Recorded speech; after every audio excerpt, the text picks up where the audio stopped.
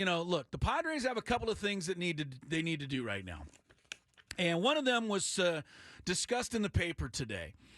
And I agree with it because I said it at the time. Before I get to it, let me first say, Mason McCoy, thumbs up, man. You have not hurt the team. You have not done anybody wrong. You've done pretty much everything they could ask. The bunts you've got down, a couple of hits here and there that we need. Your defense has been exemplary. But the fact of the matter is, Ha-Seong Kim is not ready to come back. And it's been too long now. I thought the Padres could live without Ha-Seong Kim for a week, 10 days, which is what originally we thought. Well, it's now going on 3 weeks. And Mason McCoy now is a black hole in the lineup. And I understand it's your number 9 guy. But you could improve it by getting Solano into the lineup. But Solano's not hitting right now. Solano is still at 288, and he's still a threat. And I would rather have Solano in the lineup as my DH, and I'll put Arise at first. And if I have to put Crony at short, or if I have to put him at second and Bogarts at short, I have to take that chance now. I can't wait around for Ha-Seong Kim to come back. It doesn't really honestly sound like he's coming back. Well, I don't know that. I'm going to operate like he's not. The Padres, never are clear with us. But Mike Schultz said yesterday that he didn't have a setback, but he's not close. Well, he didn't have a setback, but he didn't go forward. But that was Mike Schultz's way of wording it. And believe me, with the I guess I did hear some of the press conference. With the shoulder injury that I experienced, Chris, Ha-Seong Kim and I know you need to be ready when you come back. Well, he may end up needing surgery. I don't know, but I think they need to make the move, and now is the time to make it. I think it's a big deal. I think it's a huge deal. It is a big deal. You've got a day off in Seattle. Get Xander out there, hit him 150 ground balls. It'll come back to him. He used to be one of the great shortstops in baseball history. The guy was an MVP candidate, World Series winner. Get him back over there. Put Jake at second. Get Solano's bat in the lineup. And, on you go from there. Now, that's number one. The other thing is, we got to wake up Fernando. Hey, he's back. And I understand he did not take a, what do you call it? A little rehab assignment. A rehab assignment to get his timing and all of those little things. But they didn't have time for that. They also don't have time to wait for him anymore. He's 6 for 24, which is mediocre. But worse, he's got only 2 doubles and 1 RBI. He's got a walk-off since he's come back. Yeah, that was the RBI. I know. That was it. That's the only one he's had. Profar, I love him to death. You know it. Everyone knows it. I've been singing his praises all year. He can't bat third right now while he's hitting 190 since the All-Star break. He's too much in the middle of the lineup. If you think I'm panicking, fine, I'm not. I'm making decisions that I think are tough, but I do think need to be made right now. The Mets and the Braves are too close. You cannot, absolutely no way, no how, let this thing slip in the last 3 weeks. No, they got to just can't. They got to make some adjustments now because adjustments. That's right. It's not big changes. It's not a panic. It's not throwing out the bath water and the baby in it. Yeah, you just need to make a couple of little things here. I think Profar needs to move down. I don't know what you're going to do with Fernando, but you got to get him going. Like, Fernando, let's go. You're one of the best players in baseball. You need to start playing like it. And I think you got to get Solano's bat in at the expense of McCoy. Are you ready to move Jackson Merrill to that third spot and put Profar in his spot? I'm ready. I'm ready to see it happen. Jackson Merrill clearly can hit. He can clearly hit in this league, and he can clearly hit for power. He needs to be higher in the lineup right now. I've been against it all year. You have been, yes. But I'm coming over to it. Well, because we're in that mode. Yes, it's 3 weeks. It's 3 weeks or nothing now. I'm not worried about the long-term future now of Jackson Merrill. I'm not worried about the long-term psyche of Jackson Merrill.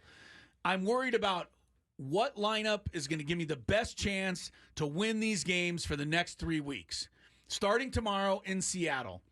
And right now, Merrill is far more of a threat than Profar. That's it. For all season long, Profar's been magic. I've been begging and hoping the magic would come back. It hasn't. So I don't disagree with you, Scrabe. We'll see if Mike Schilt makes any of these moves. We'll see if Mike Schilt just says, Chris, shut up. You don't know what you're talking about. I'll do what I want, and it may work out. But the thing to me is I need to do something. I know you think I'm not. But I think we got the team to make it, and I can't take a chance that it slips away right here. I just can't. I can't worry about it and worry about what people might think or what it might look like. And you know what? If none of it works and the media rips me for it at the end of the year, so what? I got to put my neck out there. I got to do what I got to do to try to make it happen. There's one thing that Mike Schilt will do, and that's do unconventional things and say unconventional things. But Mike Schilt has to realize that they cannot afford to lose too many back-to-back games the rest of the season. And they've done it. I was just looking at the schedule. They didn't do it for a very long time coming out of the All-Star break. The first time they lost back-to-back games was August 21st and 22nd. Yeah. No, and then they in the last 2 weeks, they've done it twice. Yeah. Well, you lost the crazy game Thursday night to the Tigers, but you lost it, unfortunately. And the Giants, like I said, you let guys beat you who shouldn't be beating anyone at this point. But that's what happened. And Musgrove, Cease did not have their best stuff, and you gotta bounce back. Now, that said, you go to Seattle, you go back to San Francisco, you take 4 out of 6, or 4, you got 5. Even 3 out of 5 will probably hold your ground. But it's getting that way. Look, the Astros come in here next week. They're not going to be messing around. I know the White Sox follow them. But you finish. They don't care. You finish. You finish at L.A. Dodgers at Arizona. Those are 6 brutally difficult games to finish the season. I would like to still have a 2 or 3 game, bit of cushion before I go into those games. So yes. Look, I honestly, we talked. If you heard us on the roundtable last Thursday, you know what I'm saying. We talked openly like this team was really ready to make a World Series run. And in this quick of a time, baseball has jumped up and said, not so fast. And that's where I got to say, Chris says that he's not panicking, and I believe him, because if he was panicking, he would have much more dark doom and gloom thoughts. No, I think they're still the best team out of this group. They were exposed a little bit over the weekend. I don't know. I don't even know what they were. I just know that they got to do better. They got to do better. They got to. To me, the lineup can be improved right now. I'm not going to move Fernando, but I'm going to wake him up. Fernando, let's go. We got to have something. Lay a bunt down. Draw a walk. Get on. We need you. Profar's got to drop down. Merrill's probably got to move up. And Solano's bat needs to be in there. Or Peralta. Either one at the DH.